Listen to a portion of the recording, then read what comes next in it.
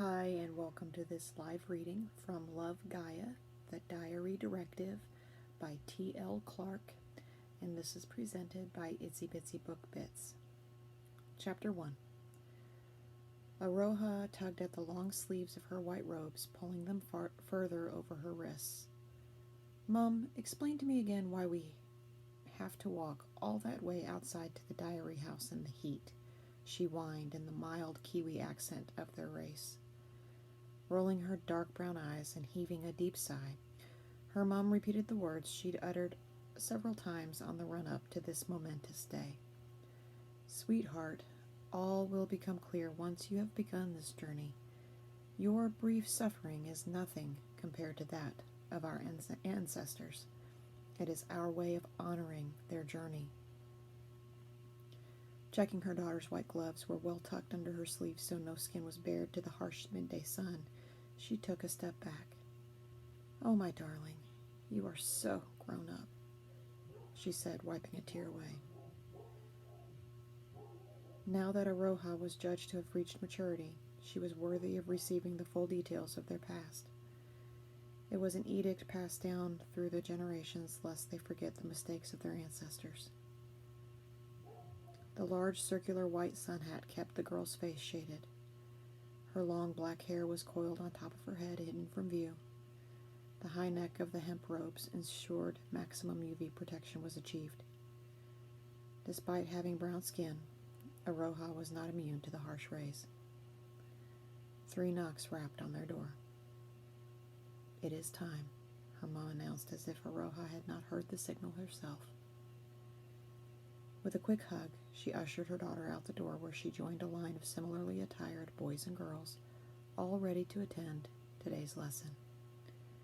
It marked an important part of their journey to adulthood. Proud parents formed their own lines behind their offspring until they reached the atrium.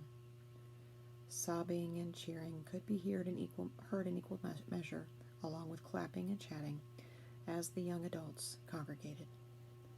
But all were silenced by the clang of a gong. Only the shuffling of feet on the sand floor was audible as the teenagers ensured their correct places were taken. The gong resounded with a second strike. With heads bowed and hands clasped in front, the white figures began filtering outside. Aroha's mom's hand flew to her chest. Ordinarily, nobody would dare go out at this time of day. Worry mixed with pride in her bosom as her daughter embarked on her voyage. The parents remained behind, huddled in their meeting house where they could reassure and comfort one another until their young returned. Meanwhile, the teenagers walked in subdued silence. Sweat beaded on every brow as the procession made its long, steep way to the diary house, the most sacred building in Fort Etude. Nestled on the edge of the cliffs, it overlooked the sea. The sweet, salty smell drifted across the group. All attendees breathed deeply, savoring the fresh scent. The cool breeze coming off that watery expanse was a welcome reprieve.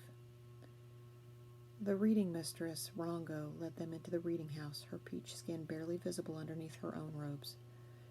Quietly, they each found a floor cushion to sit on. Nobody dared utter a sound. Many stared at the writing on the wall, focusing on their motto, honesty, respect, fortitude. The black, swirling form of a rabbit sat above it. A jug of water was passed around along with cups so the class could recover from the arduous journey. Once they were all settled, Rongo lit the white candle in his jar. The illumination briefly highlighted her espresso eyes. Released from the confines of her hat now they were indoors, her tawny hair cascaded to her shoulders. Spreading her arms wide, she announced, "Let us give our thanks to the ancestors." "Thanks be to them," was echoed around the room by the young attendees. "May we live by their wisdom," Rongo chanted. "May we honor them. And may we cherish our beloved planet, Gaia." Bowing forward, their hands on the floor, the attendants intoned, "Love to Gaia." Rongo repeated their action and words. As they all sat upright, they observed meditative silence for a few minutes. On a wooden rest in front of Rongo was a copy of the diary, their treasured text she was to read from.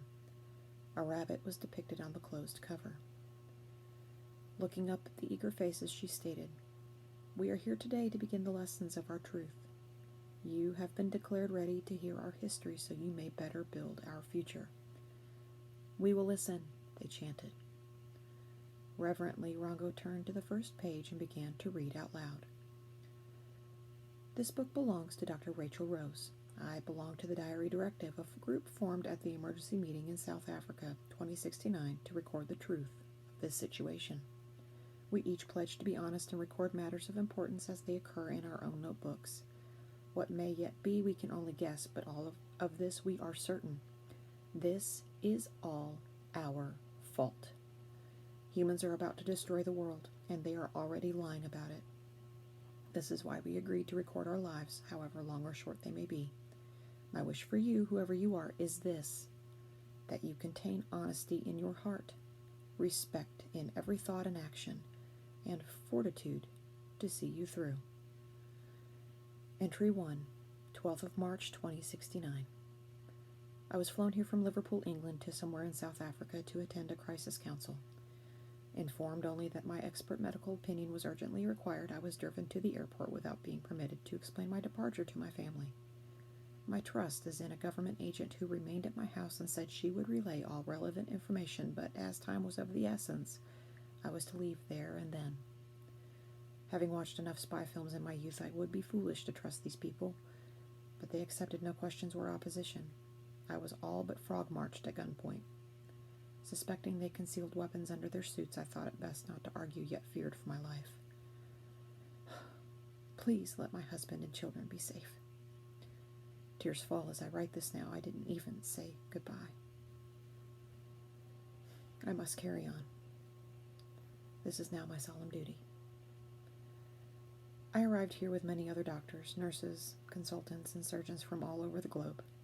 All looked as confused and concerned as me as we were herded into the auditorium. The venue seems to be an abandoned zoo, a curious location which does nothing for my anxiety. It's eerie in its empty state. There were 3 speakers at the meeting, 2 men and 1 woman. They took it in turns to alert us to the meteor which is about to hit Earth. Emergency evacuation is underway, and we are part of it. We are to be flown to one of several secret locations where we will be housed safely for the good and future of the human race. Meteor my arse. It is no secret that war has been building. First, the bees died out, killed by our pesticides is the common belief, although they tried to conceal even this. Crops failed year after year without their pollination. Food grew ever more scarce. Famine, a global famine, descended. Land with any viable growth became ever more sought after. With an overpopulated, hungry world, anger flared like a furnace. First came the riots, then skirmishes. Local battles broke out. Things had been steadily escalating. So much anger and ferocity. And now, although I never would have believed it, I fear some global powers, our governments and leaders, are about to launch nuclear weapons. Idiots! What purpose is there in fighting for polluted land? We have so few resources left. This will only make it worse. I digress. We were permitted a lunch break. A small group of us were seated together, having spoken briefly over morning coffee. Coffee, what a joke. These people still have some, having obviously hoarded the stuff or even managing to grow it somewhere. And they act as if it were normal. Tentatively, in a whisper, I hint at my suspicions to the people sitting with me. Not one of us disagreed. We are educated people with inquisitive minds. Rumors have spread to America, Russia, India, and China, given the nationalities, information, and places of work of my friends. Yes, friends, I have to trust these people. We have been thrown together. A few were momentarily curious about my accent. Apparently they'd not heard Northern English before. My Scouse accent means words like proper sound like propa, and up is more up. This was initially a shock for my few new friends, but we couldn't dwell on it for long. Besides, we could all understand one another and have great concerns. Constantly watched, we walked away from the canteen after our substantial meal. I have not seen so much food in months. Yes, they have prepared. Our group walked along to what was once a gift shop and ducked under the not-quite-closed shutters. The shelves were still fully stocked. How long ago did people leave this place? And how suddenly were they driven out? Chills run through me at the thought. At least there was no sign of blood, but neither were there any signs of life. Even the cages lay vacant. We each picked up a few notebooks and pens in the gift shop, secreting them in our clothes and bags. I had no cash to leave in exchange. It's not like I had the chance to pop to the bureau to change. Maybe I've stolen these items. Maybe nobody will ever return here.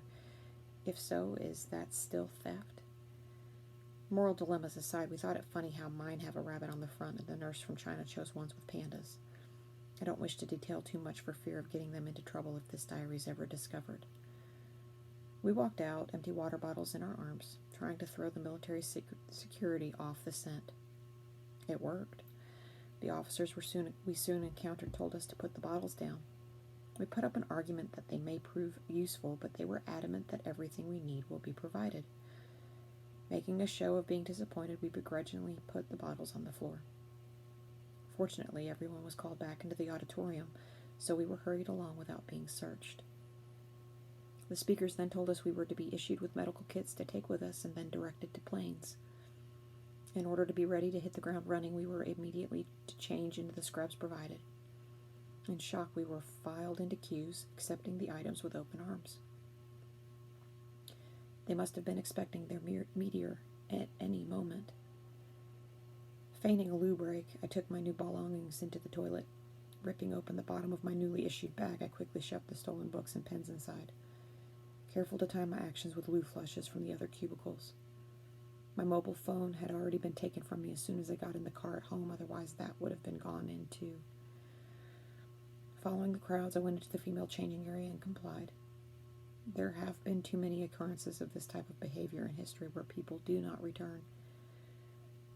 My limbs quivered so much it was a challenge to get dressed at all. Our own clothes were taken away. Army soldiers guided us to vehicles which would take us to the airport. At this point, I could only hope that part was true. The alternative was that we were being led to our death, and that was too much to even think about. Boarding the aircraft with an element of relief, I strapped myself into the seat. According to the announcement on the plane, we've been flown to New Zealand. My fellow passengers weren't just medical staff from the conversations I heard. We were sent on different aircraft to avoid losing all of us in the event of an accident. Not a terribly comforting thought, but at least they seemed concerned over our safety. Plus, we wouldn't all have fitted on one. I've already been divided from the friends I had made at the zoo. I hope they're okay. It is clear this is a large-scale evacuation, larger even than they inferred in their fine speech. After a long, anxious flight and with eerie military precision, we were all directed to our quarters to await further instruction. And so I wait. Rongo paused, looking up at open-mouthed faces. The story was more riveting than the worst horror folk tales her students had heard so far in their young lives. Of course, they had heard roughly of the tales of their beginnings, but this was in full detail. No softening so as not to scare children now. The fear leapt off the pages, tremored in Rongo's own voice as she spoke. Tears were falling from several pairs of eyes. And this was just the start.